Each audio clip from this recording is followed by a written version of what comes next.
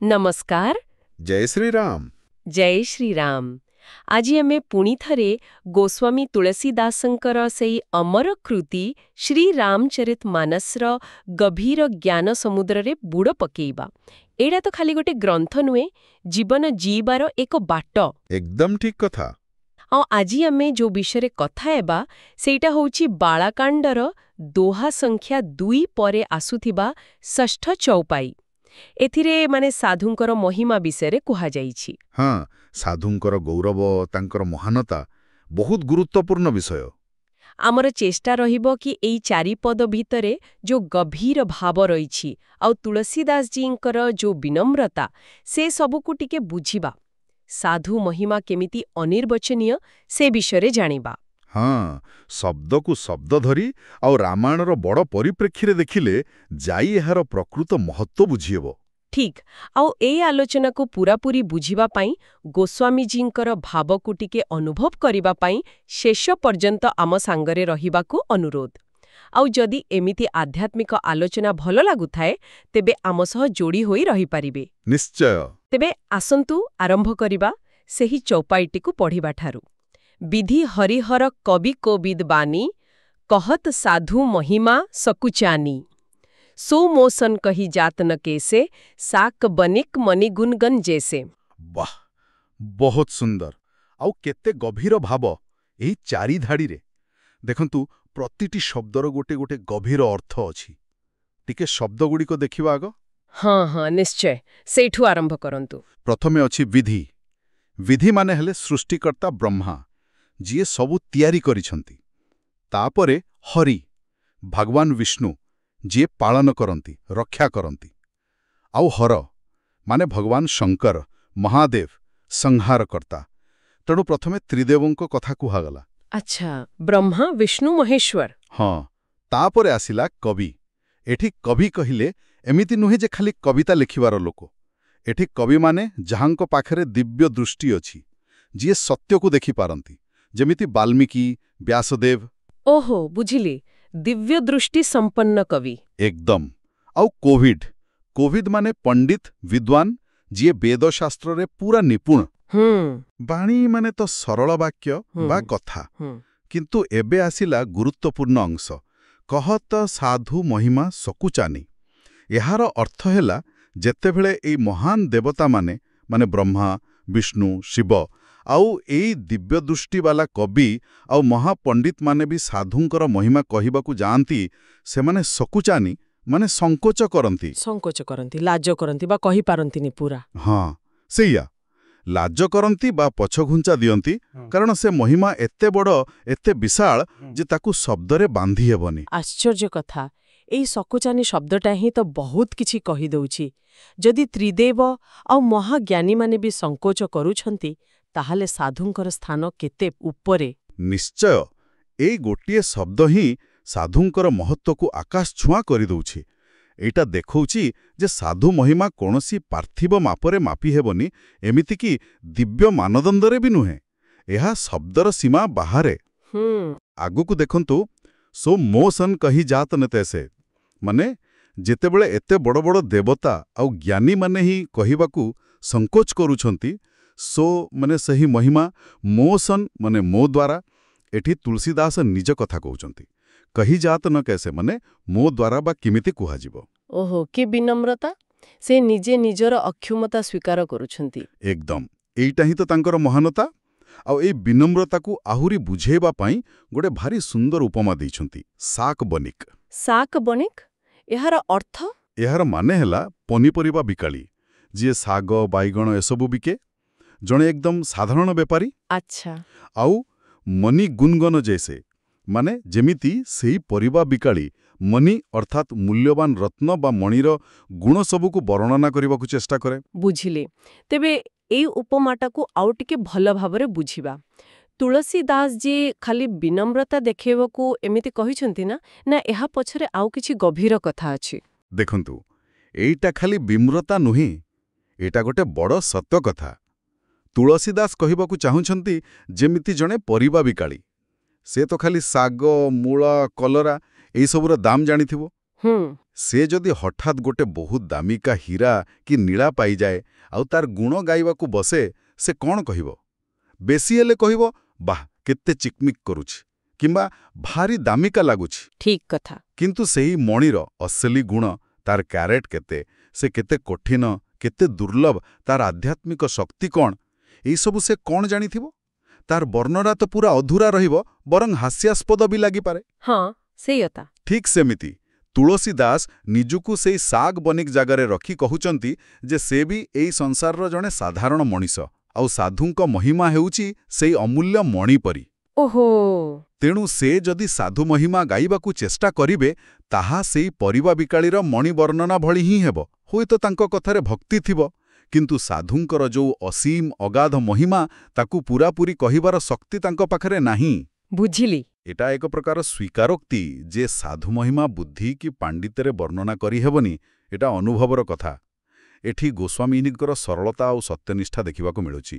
ବାସ୍ତବିକ ଏ ବ୍ୟାଖ୍ୟା ବହୁତ ମାର୍ମିକ। ଏଇଟା ଆମକୁ ଭାବିବାକୁ ବାଧ୍ୟ କରୁଛି ଯେ ଆମେ ଯେତେବେଳେ ଧର୍ମ କଥା କହୁଛେ, ଆମର ନିଜ ସୀମା ବିଷୟରେ ବି ଜାଣିବା ଦରକାର। କିନ୍ତୁ ଗୋଟେ ପ୍ରଶ୍ନ ଆସୁଛି ମନକୁ, ରାମଚରିତମାନସରେ ସାଧୁ କହିଲେ ପ୍ରକୃତରେ କାହାକୁ ବୁଝାଏ? ଖାଲି ଗେରୁଆ ପିନ୍ଧିଥିବା ସନ୍ନ୍ୟାସୀଙ୍କୁ? ନା ନା, ଆଦୌ ନୁହେଁ। ରାମଚରିତମାନସରେ ସାଧୁ ଶବ୍ଦର ମାନେ ବହୁତ ବଡ଼, ବହୁତ ଗଭୀର। ଏଟା କୌଣସି ବାହାରର ପୋଷାକ କି ଆଶ୍ରମ ଭିତରେ ସୀମିତ ନୁହେଁ। ତୁଳସୀଦାସଙ୍କ ମତରେ ସାଧୁ ସେଇ ଲୋକ ଯିଏ କୁହନ୍ତୁ। ପ୍ରଥମ କଥା ହେଲା, ଯାହାର ମନ ସରଳ ଆଉ ଯିଏ ସବୁବେଳେ ଦୁନିଆର ଭଲ ଚାହେଁ। ସରଳ ଚିତ୍ତ ଜଗତ ହିତ, ଯାହା ମନରେ କିଛି ଛନ୍ଦ କପଟ ନଥାଏ। ଆଚ୍ଛା। ଦ୍ୱିତୀୟରେ, ଯାହା ପାଖରେ ଦୟା, କ୍ଷମା, କରୁଣା ଭରି ରହିଛି, ଆଉ ଯିଏ ସମସ୍ତଙ୍କୁ ସମାନ ଦେଖେ। ଶତ୍ରୁ ହଉ କି ମିତ୍ର, ପାପୀ ହଉ କି ପୁଣ୍ୟବାନ, ସମସ୍ତଙ୍କ ମଙ୍ଗଳ କାମନା କରେ। ସମଦୃଷ୍ଟି। ହଁ, ସମଦୃଷ୍ଟି। ତୃତୀୟରେ, ଯିଏ ପୂରାପୂରି ରାମଭକ୍ତିରେ ବୁଡ଼ି ରହିଛି, ଯାହାର ଜୀବନଟା ହିଁ ରାମଙ୍କ ନାମ, ରୂପ, ଲୀଳା ପାଇଁ, ଯାହାର ସବୁ କାମ, କଥାରେ ରାମଭକ୍ତି ଝରୁଥାଏ। ଆଉ ଚତୁର୍ଥରେ, ଯିଏ ନିଜ କଥା ଭାବେନି, ନିଜ ସ୍ୱାର୍ଥ ଦେଖେନି, ସବୁବେଳେ ଅନ୍ୟର ଉପକାର ପାଇଁ, ଅନ୍ୟର ଭଲ ପାଇଁ ବ୍ୟସ୍ତ, ପରୋପକାରୀ, ନିଃସ୍ୱାର୍ଥପର।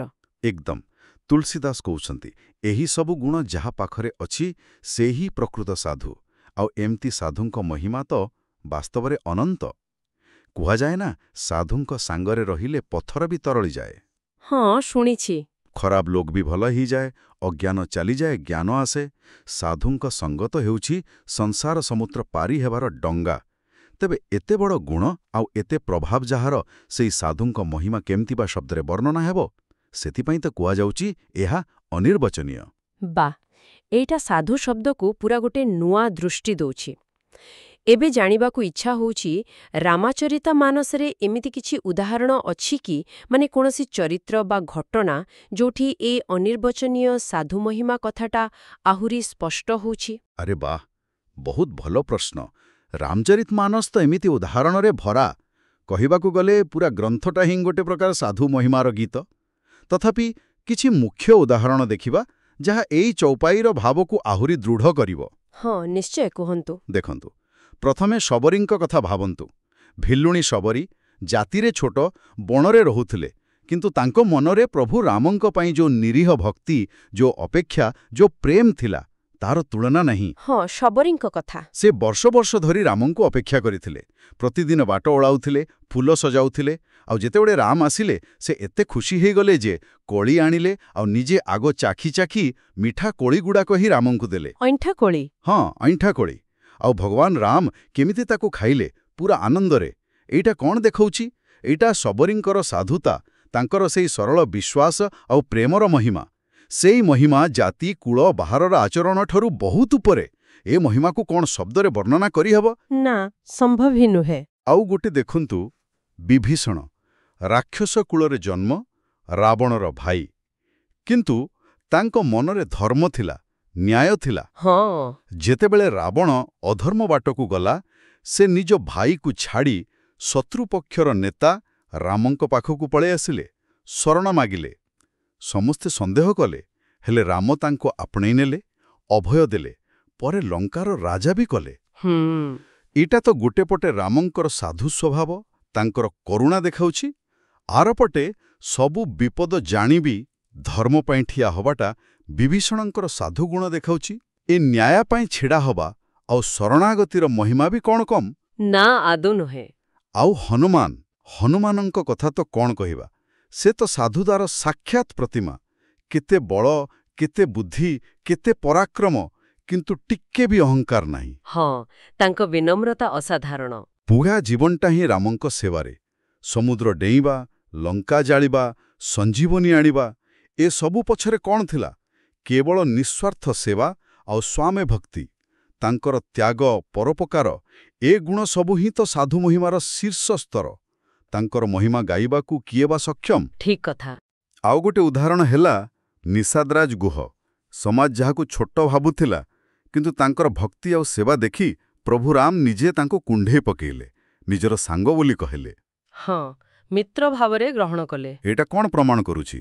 ଯେ ଅସଲି ସାଧୁତା କି ବଡ଼ାପଣ ଜାତି, କୂଳ କି ପଦବୀରେ ନଥାଏ। ସେଟା ଥାଏ ମନର ନିର୍ମଳତାରେ, ଭକ୍ତିରେ, ସେବା ଭାବରେ। ନିଷାଦରାଜଙ୍କର ସେହି ସରଳ ଭକ୍ତି ହିଁ ତାଙ୍କର ମହିମା। ବାସ୍ତବରେ ଏ ଉଦାହରଣଗୁଡ଼ାକ ଆଖି ଖୋଲିଦେଲା ପରି ଶବରୀଙ୍କ ସେହି ନିରୀହ ପ୍ରେମ, ବିଭୀଷଣଙ୍କର ଧର୍ମ ପାଇଁ ସାହସ, ହନୁମାନଙ୍କର ସେବା ଆଉ ତ୍ୟାଗ, ଆଉ ନିଷାଦରାଜଙ୍କର ସରଳ ଭକ୍ତି, ଏସବୁ ସେଇ ଅନିର୍ବାଚନୀୟ ମହିମାର ହିଁ ଅଲଗା ଅଲଗା ରୂପ। ଏହାକୁ ବର୍ଣ୍ଣନା କରିବାକୁ ଯାଇ ବ୍ରହ୍ମା, ବିଷ୍ଣୁ, ମହେଶ୍ୱର ବି ସଂକୋଚ କରିବାଟା ସ୍ୱାଭାବିକ। ଏଇଟା ଖାଲି ଶୁଣିବାର କଥା ନୁହେଁ, ଗଭୀର ଭାବରେ ଅନୁଭବ କରିବାର କଥା। ଏକଦମ। ତେବେ ଏଇ ଯେତେ ସବୁ ଆଲୋଚନା ହେଲା, ଏଇ ଗୋଟିଏ ଚୌପାଇକୁ ନେଇ, ଏଥିରୁ ଆମେ ମୁଖ୍ୟତଃ କ'ଣ ଶିଖିପାରିବା? ଏହାର ସାରାଂଶ ବା ନିଷ୍କର୍ଷ କ'ଣ କହିବା? ହଁ, ନିଶ୍ଚୟ। ଦେଖନ୍ତୁ, ଏ 4 ଧାଡ଼ିର ଚୌପାଇ ଭିତରେ ବହୁତ ଗୁରୁତ୍ୱପୂର୍ଣ୍ଣ କଥା ଅଛି। ମୁଖ୍ୟତଃ କହିବାକୁ ଗଲେ 1 ନମ୍ବର କଥା ହେଲା ସାଧୁ ମହିମାର ଅସୀମତା। ସାଧୁଙ୍କ ଗୁଣ, ତାଙ୍କ ପ୍ରଭାବ, ତାଙ୍କ ମହାନତା, ଏସବୁ ଅନନ୍ତ, ଅପାର। ଏହାକୁ ବର୍ଣ୍ଣନା କରିହେବନି। ଏହା ମଣିଷର ବୁଦ୍ଧି ଆଉ ଭାଷାଠାରୁ ବହୁତ ଉପରେ। ଠିକ୍। 2 ନମ୍ବର, ଦେବତାମାନେ ବି ସଂକୋଚ କରନ୍ତି। ଯେତେବେଳେ ତ୍ରିଦେବ ଆଉ ବଡ଼ ବଡ଼ ଜ୍ଞାନୀମାନେ ବି ଏ ମହିମା କହିବାକୁ ପଛଘୁଞ୍ଚା ଦିଅନ୍ତି, ସେଇଟା ହିଁ ସାଧୁପଦର ଗାରିମା ଆଉ ତାଙ୍କ ମହିମାର ଗଭୀରତାକୁ ଦେଖାଏ। ହଁ, ସେଇଟା ବହୁତ ବଡ଼ କଥା।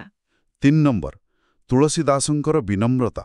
ଗୋସ୍ୱାମୀଜୀ ନିଜକୁ ଶାକ ବନିକ ସାଙ୍ଗରେ ତୁଳନା କରି ନିଜର ସୀମାକୁ ମାନି ନେଉଛନ୍ତି। ଏଇଟା ଆମକୁ ଶିଖାଉଛି ଯେ ଅସଲି ଜ୍ଞାନୀ କି ଭକ୍ତ ସବୁବେଳେ ବିନମ୍ର। ଅହଙ୍କାର ଗଲେ ଯାଇ ଭକ୍ତି ଆସେ। ଏକଦମ ସତ୍। 4 ନମ୍ବର, ବର୍ଣ୍ଣନା କରିବା ଅସମ୍ଭବ।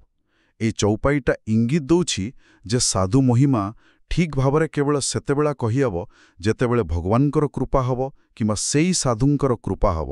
ନିଜ ବଳରେ, ନିଜ ପାଣ୍ଡିତ୍ୟରେ ଏହା ସମ୍ଭବ ନୁହେଁ। ଓହୋ, କୃପା ଉପରେ ନିର୍ଭର କରେ। ହଁ। ଆଉ 5 ନମ୍ବର, ଯାହା ଆମ ପାଇଁ ସବୁଠୁ ବଡ଼ ଶିକ୍ଷା, ସେଟା ହେଲା ସାଧୁ ସଙ୍ଗତିର ମହତ୍ତ୍ୱ। ଯଦି ସାଧୁଙ୍କର ମହିମା ଏତେ ବଡ଼, ତାହେଲେ ଭାବନ୍ତୁ ସେମାନଙ୍କ ସାଙ୍ଗରେ ମିଶିବା, ତାଙ୍କ କଥା ଶୁଣିବା, ତାଙ୍କ ବାଟରେ ଚାଲିବା, ଏଟା ଜୀବନରେ କେତେ ବଡ଼ ପରିବର୍ତ୍ତନ ଆଣିପାରିବ। ସେଇଟା ତ ସତ। ଜୀବନର ମୁଡ ବଦଳେଇ ଦେଇପାରେ। ଏଇଟା ବାସ୍ତବରେ ଗୋଟେ ଗଭୀର ଚିନ୍ତା ପାଇଁ ବାଟ ଖୋଲିଦେଲା। ଯଦି ଖାଲି ସାଧୁଙ୍କ ମହିମା ବିଷୟରେ କହିବା ବା ଭାବିବାଟା ହିଁ ଏତେ କଷ୍ଟ, ଏତେ ଗଭୀର ଯେ ଦେବତାମାନେ ବି ସଂକୋଚ କରୁଛନ୍ତି, ତାହେଲେ ପ୍ରକୃତ ଜୀବନରେ ସେମିତି ସାଧୁପୁରୁଷଙ୍କ ସାଙ୍ଗ ପାଇବା, ତାଙ୍କ କୃପା ପାଇବା, ତାଙ୍କ ବାଟରେ ଚାଲିବା, ସେଇଟା କେତେ ଅଧିକ ମୂଲ୍ୟବାନ ଆଉ କେତେ ବେଶୀ ଜୀବନ ବଦଳେଇ ଦେବା ଭଳି ହବ। ଏଇଟା ନିଶ୍ଚୟ ଗୋଟେ ଗମ୍ଭୀର ଆତ୍ମମନ୍ଥନର ବିଷୟ। ନିଶ୍ଚିତ ଭାବରେ। ଏହି ଚୌପାଇ ଆଉ ଏହାର ଆଲୋଚନା ଶୁଣିବା ପରେ ଶ୍ରୋତାବନ୍ଧୁଙ୍କ ମନରେ କେଉଁ ଭାବନା ଆସୁଛି? ସାଧୁ ମହିମା ବିଷୟରେ କିଛି ନିଜସ୍ୱ ଅନୁଭୂତି ବା ବିଚାର ଅଛି କି? ଯଦି କିଛି କହିବାକୁ ଚାହାନ୍ତି, ତେବେ ତଳେ କମେଣ୍ଟ ବକ୍ସରେ ଜୟ ଶ୍ରୀରାମ ଲେଖି ଜଣାଇପାରିବେ। ହଁ, ନିଜ ଅନୁଭବ ବାଣ୍ଟିଲେ ଆହୁରି ଭଲ ଲାଗିବ। ଉହା, ଚୌପାଇ କିମ୍ବା ପ୍ରସଙ୍ଗ ଉପରେ ଏମିତି ଗଭୀର ଆଲୋଚନା ଜାରି ରଖିବାକୁ ଚେଷ୍ଟା କରିବୁ। ସେ ଯାତ୍ରାରେ ବି ସାମିଲ ହେବାକୁ ଭୁଲିବେ ନାହିଁ। ଆଶା କରୁଛୁ ଏହି ପ୍ରୟାସ ଜାରି ରହିବ। ଆଜିର ଏହି ଆଧ୍ୟାତ୍ମିକ ଯାତ୍ରାରେ ଆମ ସହିତ ରହି ଏହି ମହତ୍ତ୍ୱପୂର୍ଣ୍ଣ ଆଲୋଚନା ଶୁଣିଥିବାରୁ ସମସ୍ତଙ୍କୁ ହୃଦୟରୁ ଧନ୍ୟବାଦ। ଜୟ ଶ୍ରୀରାମ। ଜୟ ଶ୍ରୀରାମ। ଆପଣ ଶୁଣୁଛନ୍ତି ରେଡିଓ ତୋଷାଳୀ, ଆମ ମାଟିର ସ୍ୱର।